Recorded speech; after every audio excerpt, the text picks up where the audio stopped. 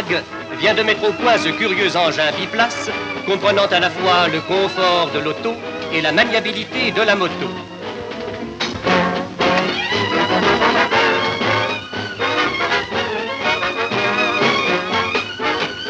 Deux petits trous mobiles lui assurent une certaine stabilité.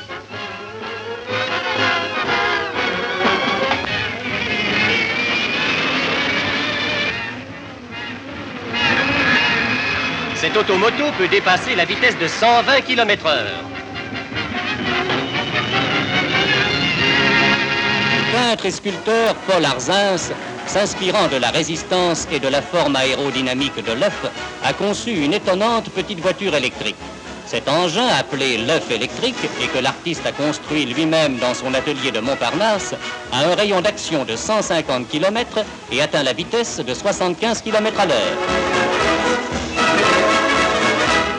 Miracle! En dépit de tout, Paris est encombré de voitures. Et ces images quotidiennes rappellent à s'y méprendre les embouteillages de l'avant-guerre.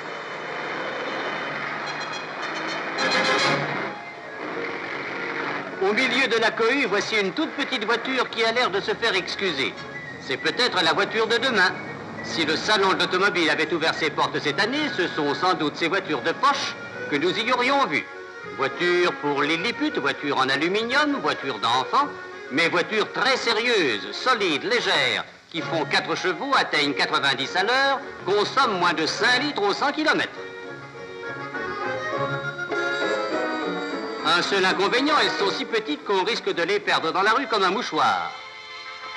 Et voici la voiture des 3-3. 3 roues, 3 chevaux, 3 places. Espérons qu'elle consommera 3 litres et qu'on la vendra 3 francs. Avec l'automne, voici revenu le Salon de l'automobile qui fête aujourd'hui son 50e anniversaire. Inauguré par le président de la République, qui marque ainsi l'intérêt qui s'attache à cette industrie, il proclame en ces temps de restriction le triomphe de la voiture économique. La 2 chevaux Citroën, traction avant, est dans cet esprit l'un des clous de cette manifestation, après en avoir été le mystère, avec ses 4 places, ses 4 à 5 litres au 100, ses 60 à l'heure.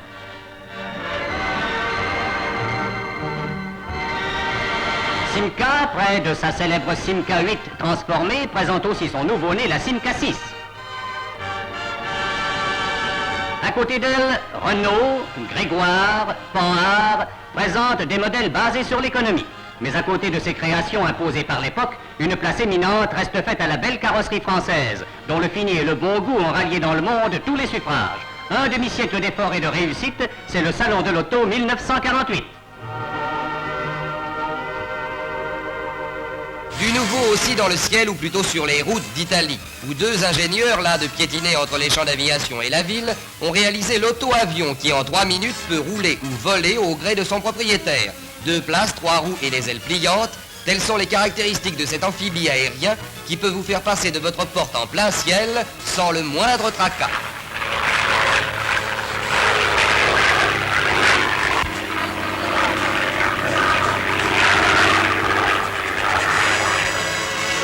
L'artiste peintre Paul Arzins, de tendance sans doute futuriste, vient de mettre au point une voiture en plexiglas qui assure, dit-il, confort et vitesse aux automobilistes et prix de progrès.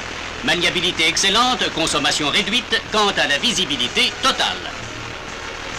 D'autres bricoleurs ont réalisé la voiture idéale. La preuve, une seule goutte de pluie sur le siège et aussitôt, d'elle-même, la capote se ferme.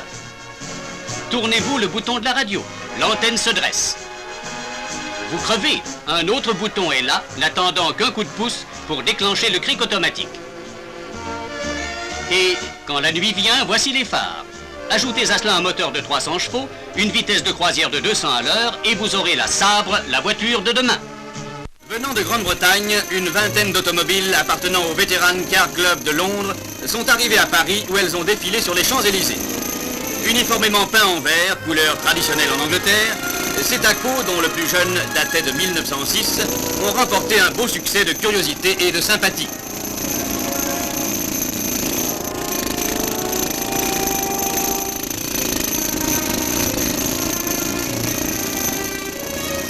À la Concorde, les membres de l'association française des Teuf-Teuf étaient venus souhaiter la bienvenue à leurs collègues britanniques, voués comme eux à la dévotion de leur vieux véhicule.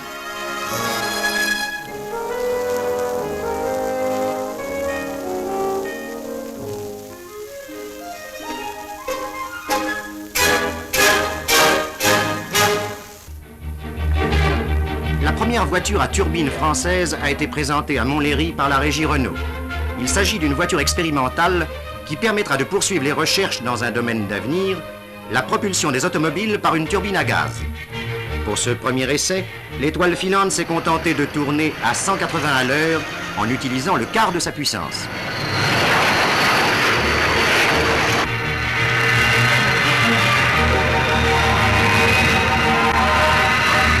Eh bien, je voudrais d'abord vous dire, monsieur Michel Droit, que je voudrais parler d'abord en utilisateur. Depuis plus de 10 ans, j'utilise ce que l'on appelle la micro-voiture. Et c'est convaincu du service que me rend cette micro-voiture, avec tous les gens qui peuvent utiliser ces micro-voitures. On n'a pas le droit de faire de publicité pour les marques. Une économie de temps et une rentabilité au point de vue financier. Par exemple, je disais tout à l'heure que pour faire un travail, de parcourir une centaine de kilomètres dans Paris et dans les environs, je dépensais environ tous les jours 1000 francs d'essence avec une voiture de l'ordre de la 403. Avec un véhicule, une micro-voiture, actuellement, j'arrive à une consommation, à une dépense d'essence, donc de carburant, de l'ordre de 250 francs. Et avec des facilités de garage, je fais exactement le même circuit, je gagne du temps et aucun problème de parking. Je trouve toujours les 2,5 mètres carrés au sol pour me loger. Ceci dit, nous amène donc à l'aspect extérieur de ce véhicule, n'est-ce pas, qui se présente un petit véhicule de 2,10 mètres carrés de longueur. C'est donc 90 cm de moins que le plus petit véhicule actuellement existant. Il est biplace.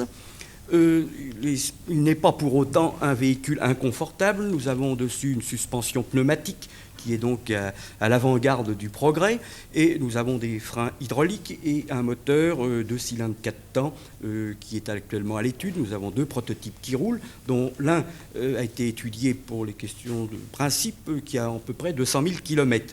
Le dernier véhicule est actuellement dans l'étude de l'accessibilité et du confort. En Belgique, l'invention obéit au souci du moindre effort et le siège se tend de lui-même au conducteur.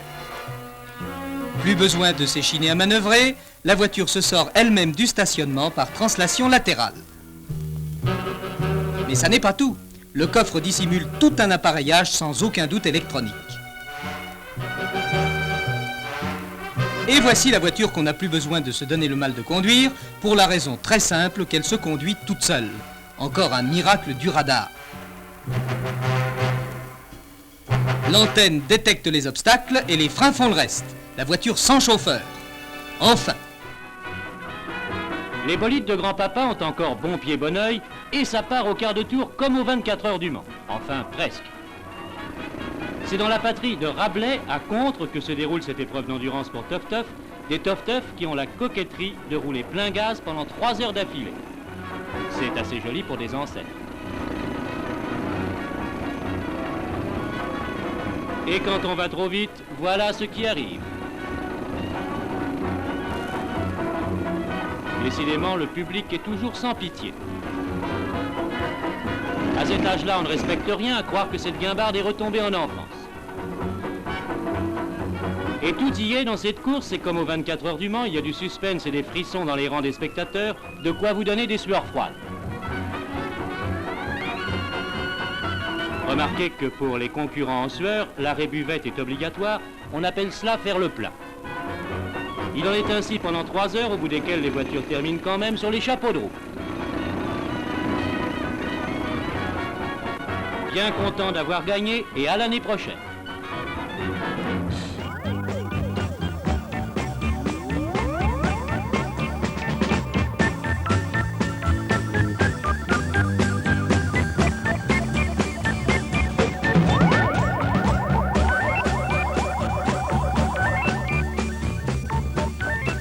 Vous ne la connaissez pas? Elle est pourtant en circulation depuis 1942. C'est l'œuf électrique de Paul Arzins. Paul Arzins, le père des locomotrices BB et CC de la SNCF.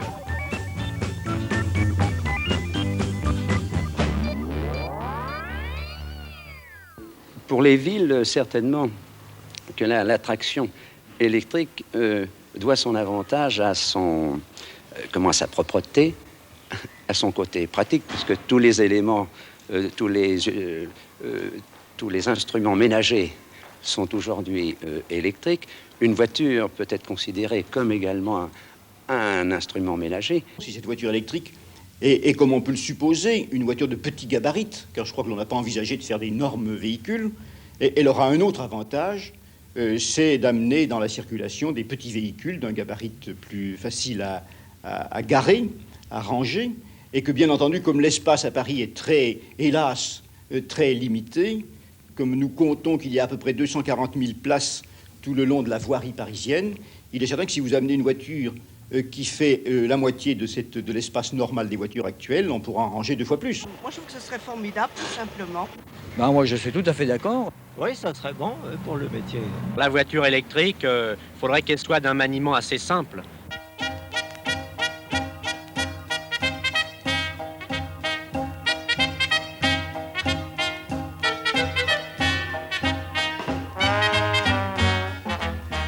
Les débuts de la voiture électrique coïncident avec ceux de l'histoire automobile. La première fut la Janto en 1894.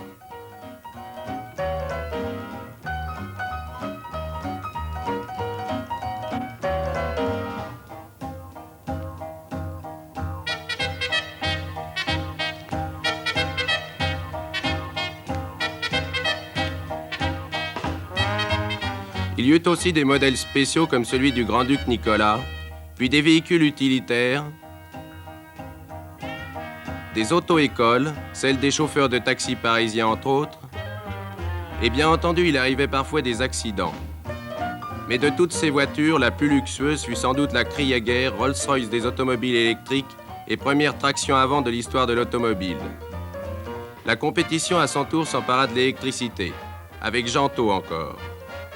Il y a eu une bataille infernale à la fin du 19e siècle pour le record du monde de vitesse. Ils se battaient régulièrement, ils se sont battus, je crois, le record 4 fois en quelques mois. Finalement, Genadzi a triomphé. En effet, à Haché, en 1899, le coureur belge Camille Genadzi, au volant de la Jamais Contente, s'adjugeait le record du monde de vitesse avec 105 km/h.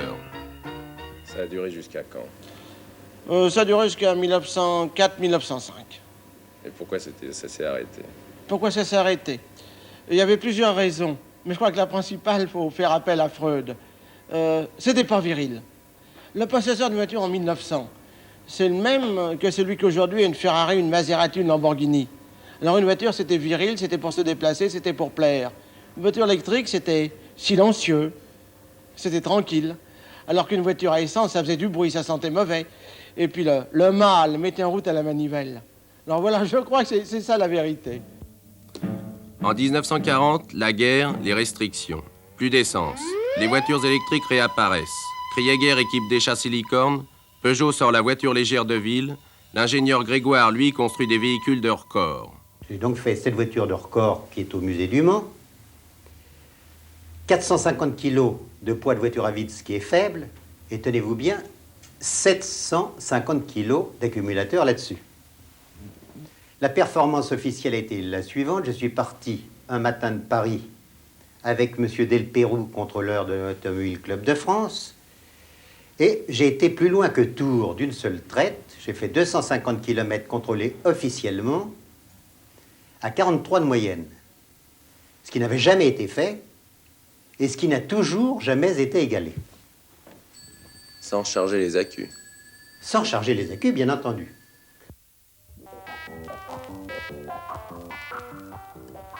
Après la guerre, la traction électrique est abandonnée sauf en Grande-Bretagne, où il roule actuellement 55 000 véhicules électriques, principalement utilisés pour le service domestique.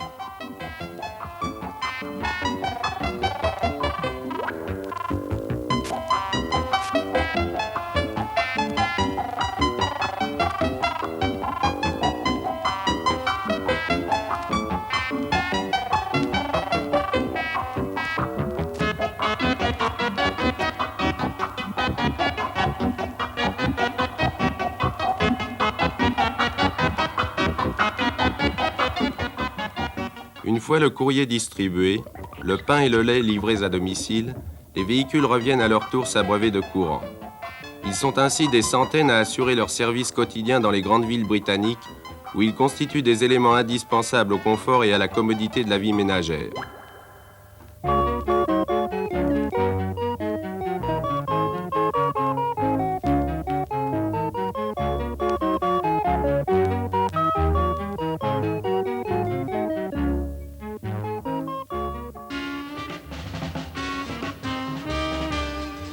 Cette même commodité, l'usager anglais l'attend des différents prototypes qui lui sont actuellement proposés.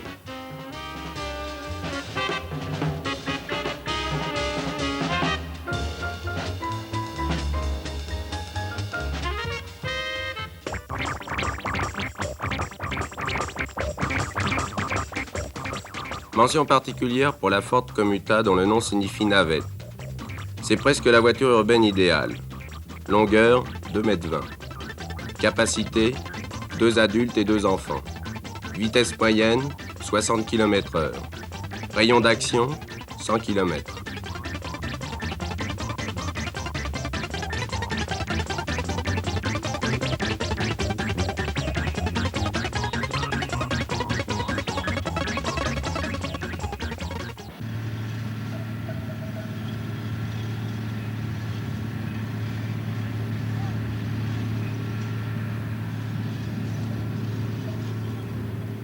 Aujourd'hui en France, la traction électrique se limite pratiquement à ces autocars à double commande que l'on peut emprunter sur les aéroports de Marignane ou d'Orly.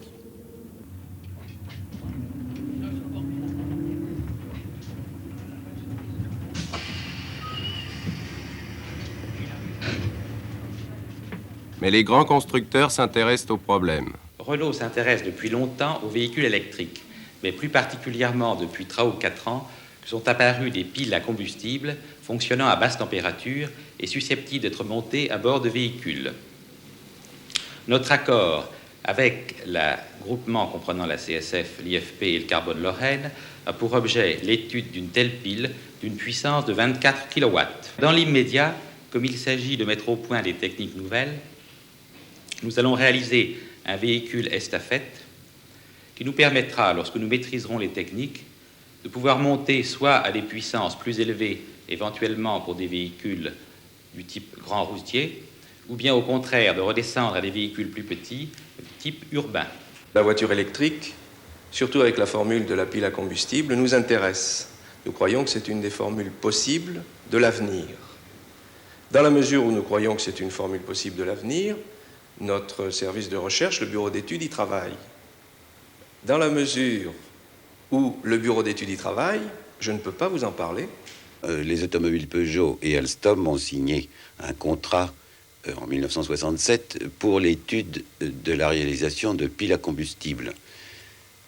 Ce contrat vise essentiellement les piles à combustible qui pourraient faire l'objet d'une adaptation sur des véhicules à propulsion électrique. Les piles à combustible, elles sont étudiées dans ce laboratoire où pour la première fois pénètrent des caméras de télévision. Les éléments ultra-légers qui les constituent sont destinés à remplacer les accus traditionnels dont le poids et l'encombrement ont entravé jusqu'ici le développement des voitures électriques. Une pile à combustible est un dispositif nouveau et on peut dire révolutionnaire. Il permet de transformer directement l'énergie chimique d'un combustible en énergie électrique. Une pile, vous voyez, est alimentée continuellement par un réservoir de combustible. Elle fonctionne tant qu'il y a le combustible dans le réservoir. Pour la propulsion d'automobiles, nous pensons que le combustible intéressant est le méthanol, qui au fond n'est autre que l'alcool à brûler. Les avantages de la pile à combustible. Les avantages de la combustible sont très nombreux. Tout d'abord, on peut remarquer que c'est un dispositif statique, c'est-à-dire il ne bouge pas. Il n'y a pas de partie qui vibre, qui tourne. Par conséquent, il ne provoque pas de bruit. Nos piles, qui sont dues aux conceptions originales de M. Warshawski, sont extrêmement légères et compactes.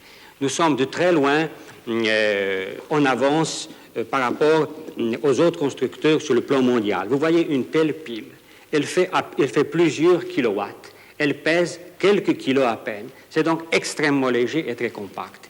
Si vous la comparez par rapport à une même puissance, à un accumulateur, un tel accumulateur pèsera à peu près 200 kilos. On ne peut même pas le soulever. Vous voyez, la différence est énorme. C'est un des grands avantages de nos piles. Quel serait le volume d'une pile pour une 6 chevaux actuelle? Eh bien, pour une 6 chevaux actuelle, c'est-à-dire 6 chevaux fiscaux, autrement dit une trentaine de chevaux réels, nous comptons qu'il faudrait une pile qui pèserait environ 40 à 50 kilos. Elle est par conséquent très compétitive par rapport au poids, à l'encombrement des moteurs à explosion. Est-ce que vous pensez que cette propulsion par pile à combustible se fera assez rapidement? Je pense qu'elle peut se faire rapidement, puisque, comme vous le savez, des véhicules expérimentaux à pile à combustible existent déjà un peu partout dans le monde. Mais je pense également qu'il faut distinguer véhicules expérimentaux et véhicules mis à la disposition du public. Pour ce qui est des véhicules mis à la disposition du public, je ne pense pas que des véhicules à pile à combustible seront vraiment vendus avant 1975.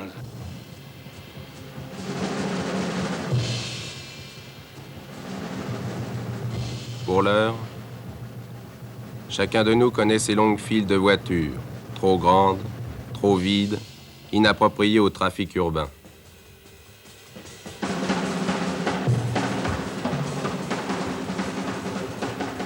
C'est l'univers concentrationnaire de l'automobiliste où s'échangent insultes et coups, où parfois l'énervement conduit jusqu'au meurtre.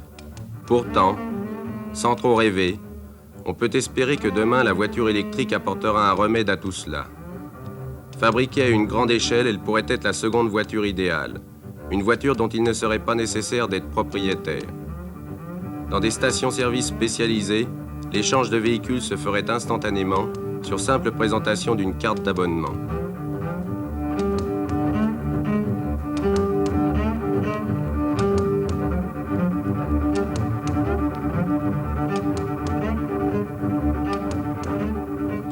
Véhicule urbain dans un proche avenir, rien n'empêche de penser que la voiture électrique pourra devenir une grande routière.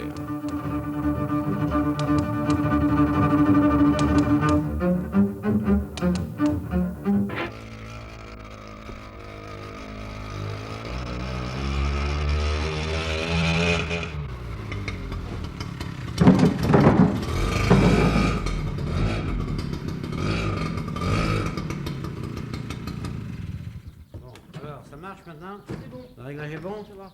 Bon. Tiens, on lève le capot. Monsieur, qu'est-ce que c'est cette voiture? Bien, c'est une petite voiture qui est faite pour donner la suite au vélomoteur.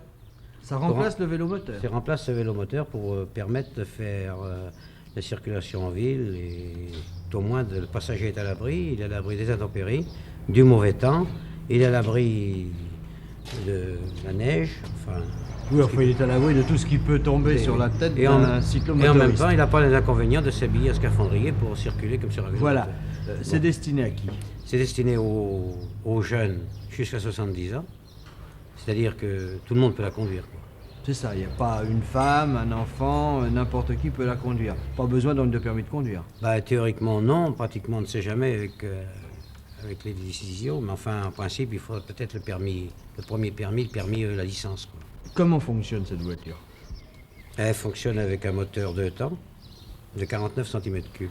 C'est-à-dire un moteur de cyclomoteur. C'est un cyclomoteur. Celle-ci est automatique. Changement de vitesse? Non, automatique. Automatique, celle-ci. C'est-à-dire il y a 2 vitesses automatiques, un accélérateur et frein, c'est tout. Et l'autre modèle, lui, est à 4 rapports de vitesse, donc il est destiné aux jeunes, donc un modèle un peu plus sportif. Longueur? La longueur est fait 1,58 m hors tout. Largeur? 89 cm hors tout. Hauteur? 1,23 m. Poids? 106 kg environ. Eh bien, je crois que nous savons tout maintenant sur cette voiture. Nous allons la voir évoluer.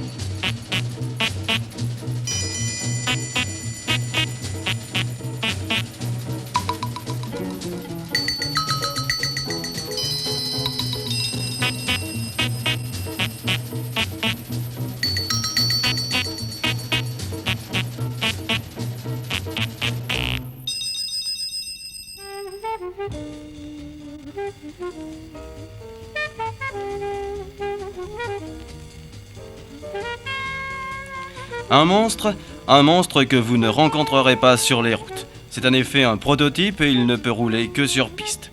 Et c'est grâce à l'amabilité des gendarmes que Jean-Pierre Sicardi a pu tourner ces images. Ce prototype a été conçu et construit par un Anglais, David Gittens. La carrosserie est un alliage léger type tôle d'aluminium utilisé pour le fuselage des avions. Longueur de cet Ikanga, c'est son nom, 4,05 m, 1,82 m de largeur, 1,25 m de hauteur.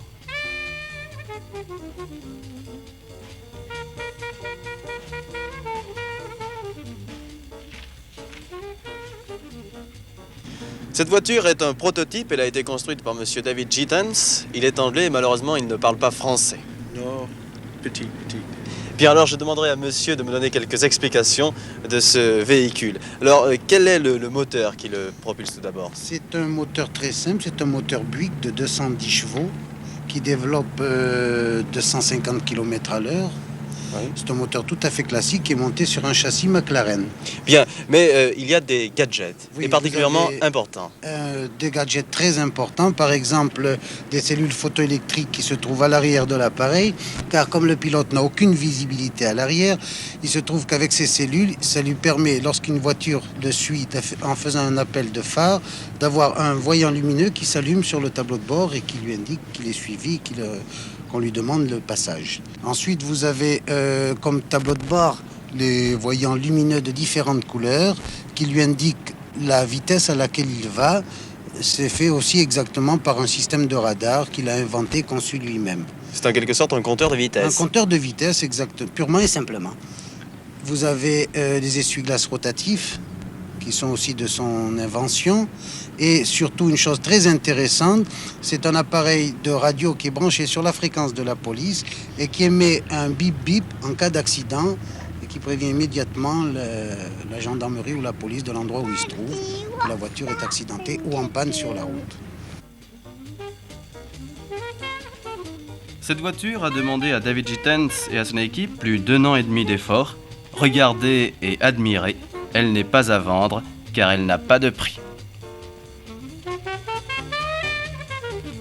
En route pour l'avenir.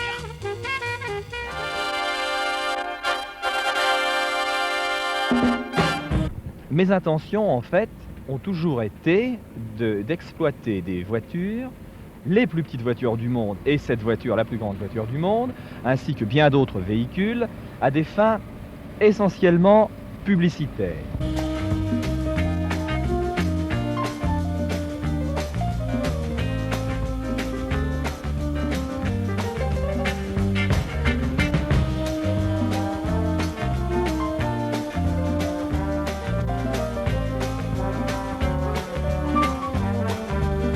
Si vous voulez, il y aura plusieurs types de voitures. Il y aura des types de voitures en fonction justement des professions et que les voitures sont justement créées en fonction des besoins des gens.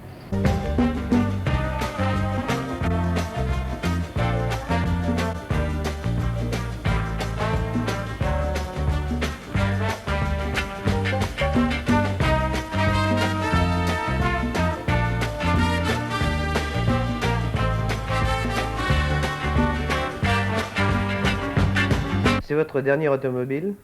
Non, pas exactement. Ceci est la première automodule.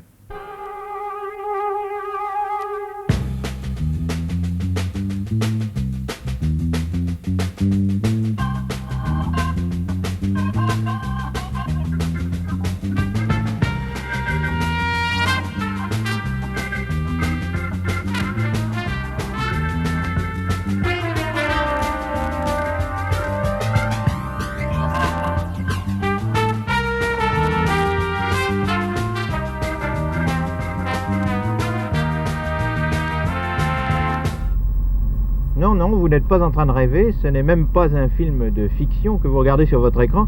Nous sommes dans une voiture de série anglaise, sur une route anglaise, dans la banlieue de Londres. Simplement, cette voiture a été mise au point par des ingénieurs anglais pour être automatique. La première voiture entièrement automatique. Personne au volant, pas de tableau de commande, sinon un tableau pour vous indiquer votre vitesse. Pour le reste, relaxez-vous. lisez, fumez, parlez avec les mains comme beaucoup de gens, mais ne vous occupez absolument plus de la conduite. Les ingénieurs anglais s'en préoccupent pour vous.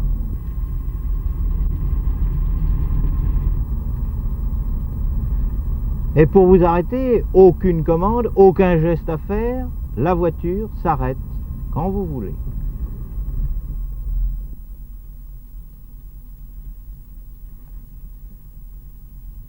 Seulement direz-vous, comment tout cela peut-il bien marcher? C'est pas de la magie, c'est de l'électronique. En fait, la voiture est guidée par un champ magnétique. Il y a un câble enfoui au milieu de la route qui émet des impulsions. Deux récepteurs devant la voiture reçoivent ces impulsions et transmettent les commandes au volant, à l'accélérateur et au frein. En outre, à l'avant de la voiture, un radar qui permet d'éviter les obstacles et qui permet surtout à la voiture de stopper en temps voulu. Voilà le prototype de votre voiture de demain, auquel non seulement les Anglais, mais aussi les Allemands, les Japonais, les Américains travaillent à l'heure actuelle. Peut-être verrons-nous d'ici l'an 2000 des autoroutes entièrement équipées avec ce système, des parcours qui sont actuellement très difficiles et qui pourront être ainsi balisés et améliorés quant à la circulation. Pensez aussi que peut-être d'ici quelques années, nous aurons des camions de nuit ainsi équipés où les chauffeurs de nuit pourront dormir en toute tranquillité. Nous aurons aussi des autobus qui pourront circuler sur des parcours préétablis. Enfin, nous, pauvres automobilistes, n'aurons plus à nous promener avec des kilos de papier. Fini le permis de conduire, il n'y a plus de chauffeur. Fini le code de la route, fini même l'alcotest. Le parfait chauffeur électronique remplacera tous ces papiers. Et quel plaisir aussi, bien sûr, pour l'autostoppeur, lorsque, au hasard de la route, il pourra arrêter une voiture complètement vide.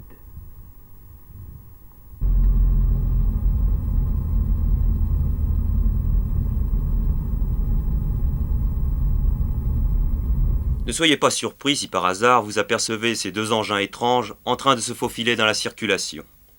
La citadine vient tout juste de naître, 1,69 m et 500 kg. Elle est équipée d'un moteur électrique de 48 volts qui l'entraîne à 50 km/h. La Porquerolles, qui existe également en version couverte et utilitaire, est moins rapide, 25 km/h, mais son autonomie est identique.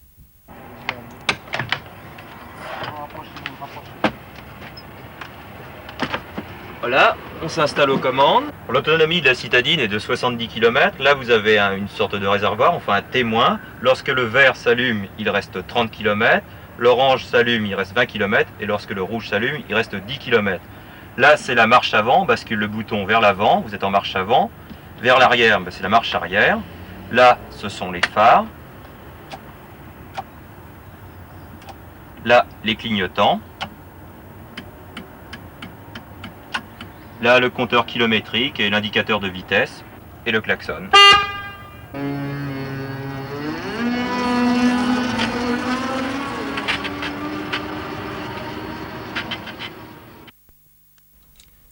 Et voici maintenant la petite Porquerolle. Elle est également équipée d'un moteur électrique de 48 volts.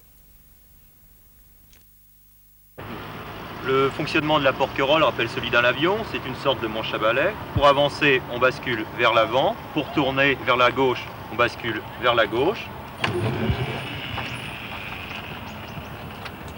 L'inverseur de conduite, marche avant, marche arrière. Les clignotants. Les phares, code, phare. Et le klaxon. Ces deux petites voitures sont très agréables à piloter. Le maniement de la Porquerolles demande un peu plus d'habitude que la citadine, mais après quelques kilomètres, sa maniabilité fait merveille. Un seul petit point noir, l'autonomie et la nécessité de posséder un garage et une prise de courant pour recharger les batteries. Les batteries standards, on voit sur tous les véhicules, ce sont des batteries de 12 volts, 100 ampères, qui sont accouplés. Le train avant, c'est un train avant classique de voiture. La roue arrière est motrice. Le tableau de bord est aussi simple que la mécanique. Mais la suspension n'absorbe pas toutes les secousses. En particulier pas celle que donne le prix. La citadine vaut 16 000 francs. Un caprice ruineux ? Sachez que dans les encombrements, c'est l'arme absolue. Et surtout, que pour 1 franc, vous pouvez faire 70 km. Peu de bruit, pas de pollution, c'est la voiture de l'avenir. Mais en attendant, surveillez votre compteur. Sinon, une seule solution écologique.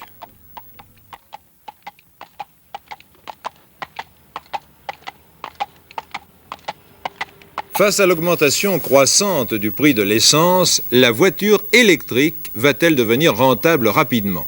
Il y a 10 ans que les différents constructeurs automobiles travaillent dans le monde sur cette question sans qu'une solution satisfaisante n'apparaisse. Les batteries sont trop lourdes, l'autonomie de la voiture trop limitée. Pour la première fois, le plus grand constructeur américain General Motors semble prêt à produire en série un modèle complet, solide et bon marché, avec une autonomie suffisante grâce à des batteries qui se rechargeront facilement et rapidement. La General Motors vient de soulever un coin du voile qui recouvrait jusqu'à présent cette voiture électrique, une exclusivité TF1 grâce à notre envoyé spécial aux États-Unis, Jean-Louis Burgat.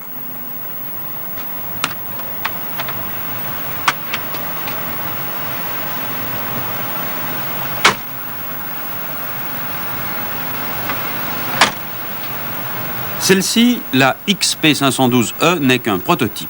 Sur cet engin, on a testé pendant 6 ans le moteur, la transmission et tout l'équipement de conduite de la future voiture électrique. Confortable, très maniable et apparemment au point, c'est le premier modèle électrique comportant tout l'équipement d'une voiture à essence. Vitesse de pointe, 70 km/h. Malheureusement, les batteries installées sur la XP512E ne lui permettaient que 80 km d'autonomie. Et c'est parce que General Motors estime avoir pratiquement mis au point aujourd'hui un nouveau type de batterie dont la composition est gardée secrète que le premier constructeur du monde ouvre ses portes sur la première voiture électrique de grande diffusion. Avant 1985, affirme-t-on chez GM, elle sera autant diffusée que les modèles à essence équivalents. Un chiffre est significatif. 50 personnes travaillaient ici sur la voiture électrique depuis 10 ans. Il y en aura 500 avant 2 ans. « 3,80 m pour la GM électrique, ce serait l'une des plus petites voitures du marché américain. Elle se divise en 3 parties. D'abord, en bleu à l'avant, le moteur électrique, ensuite le compartiment passager avec le siège du conducteur et un siège à côté, enfin les batteries qui se trouvent tout de suite derrière le dossier des sièges et qui vont jusqu'à l'arrière de la voiture. Le coffre relativement réduit se trouve au-dessus de ce compartiment batterie.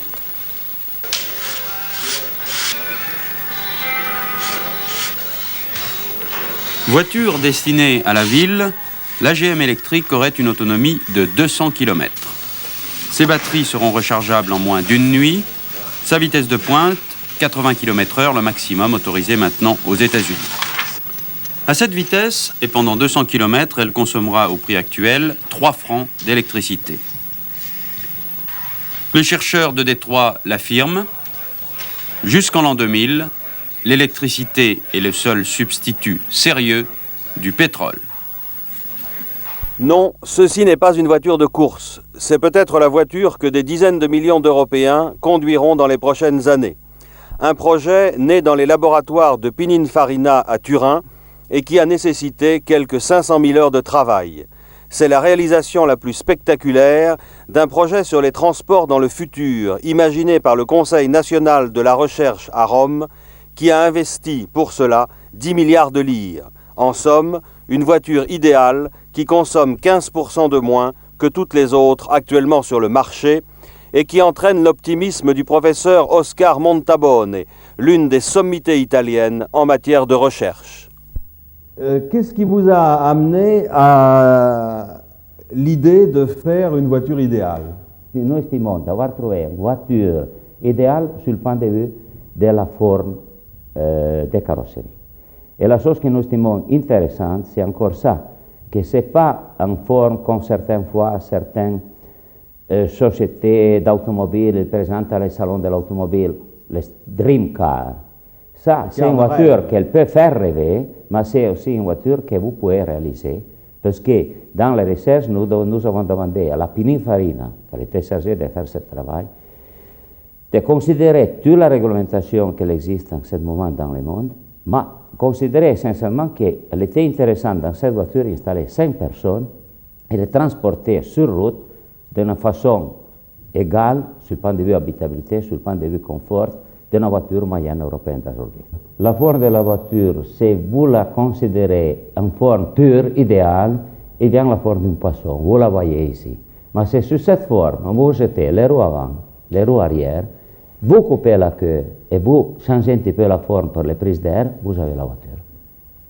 Et vous voyez qu'il y a un rassemblage formidable entre cette maquette idéale et la voiture que nous avons réalisée. L'automobile est souvent l'objet de découvertes insolites. Un artisan parisien vient de construire une Renault 5 à 6 roues, dont 4 sont motrices. Cette solution est souvent utilisée sur les véhicules tout-terrain, mais quel est l'intérêt d'une telle réalisation sur une petite voiture de tourisme? L'enquête de Bernard Giraud. Après la Tyrrell, voici la R5 à 6 roues. Pourquoi 6 roues? Étude de style, gadget ou révolution technique? Construite par un artisan, ce modèle unique présente certains avantages. Meilleure tenue de route, distance de freinage réduite de 33%, poids de charge accru de 750 kg. Moi, j'ai constaté qu'avec une Rolls, on me traitait de salaud de riche, etc.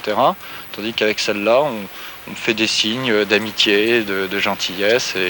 Et pour draguer, finalement, 6 roues, c'est bien. Eh oui, l'important, c'est d'y croire, à chacun ses charmes et ses arguments.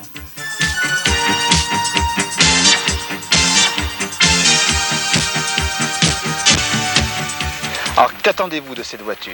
Eh ben, d'en fabriquer avec Renault, puisque c'est le constructeur de cette voiture, et c'est un modèle que j'ai créé, donc j'ai envie que tout le monde puisse l'avoir et à des prix intéressants.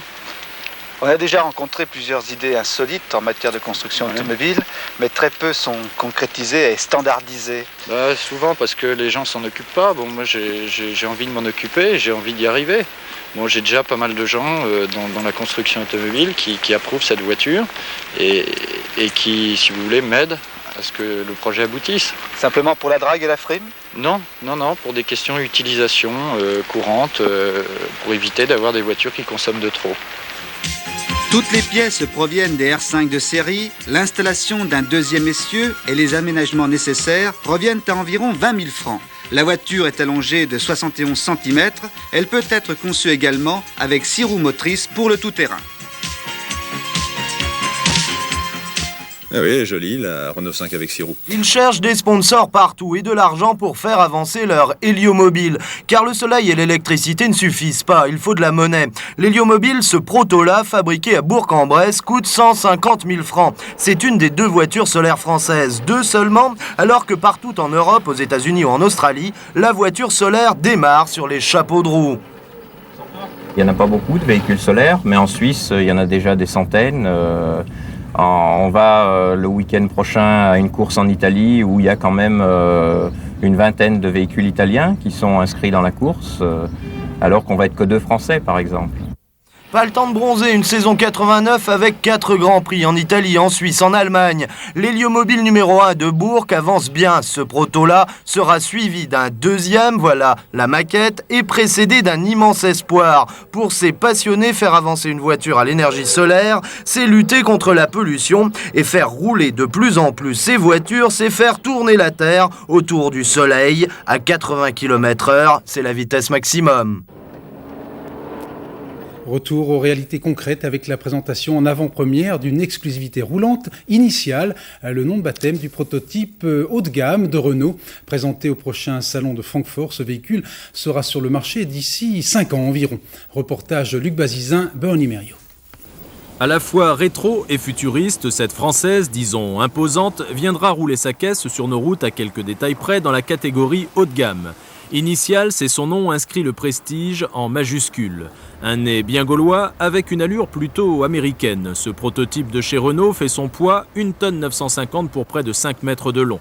Le système d'ouverture du coffre est inédit. Il n'englobe pas la lunette arrière, mais s'ouvre par un mouvement de translation au-dessus du pavillon. Haut de gamme oblige, un tiroir de rangement dissimule dossiers, cravates et autres objets précieux. Rêve ou réalité? On ne verra certainement pas le véhicule tel quel, mais je crois que quand même, on verra bien la parenté dans le véhicule qui sortira. Il y aura un lien évident. Alors dans combien de temps peut-on imaginer une voiture qui lui ressemblera? 5-6 ans.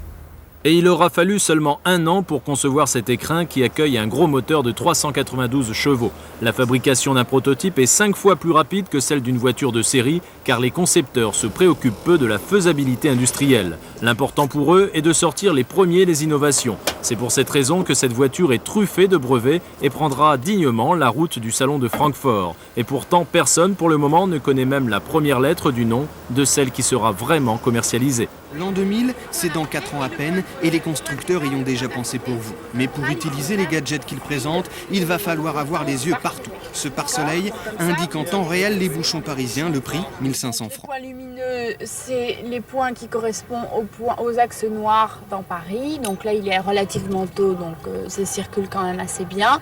Mais dès qu'il y en a plus, vous voyez que c'est un peu bouché. Autre innovation dans cette voiture.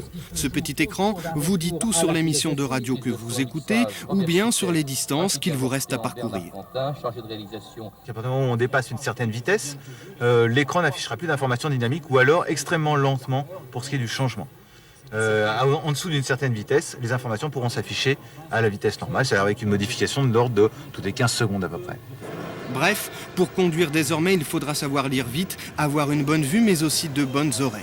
Ce micro incorporé dans l'appui-tête permet de téléphoner tout en gardant les 2 mains sur le volant. Lorsque vous avez un téléphone portable dans une voiture, vous voyez de nombreux conducteurs avec un téléphone dans une main et en train d'essayer de tourner. Qu'est-ce qui vous plaît dans ce système? Le micro au niveau de la tête, c'est assez confortable, quoi. Ça évite de bouger la tête. Je prends mon gobelet, j'appuie. Si conduire en téléphonant, en écoutant la radio, en vérifiant le trafic et les bouchons vous stresse un peu, vous pourrez toujours vous faire un petit café pour vous détendre.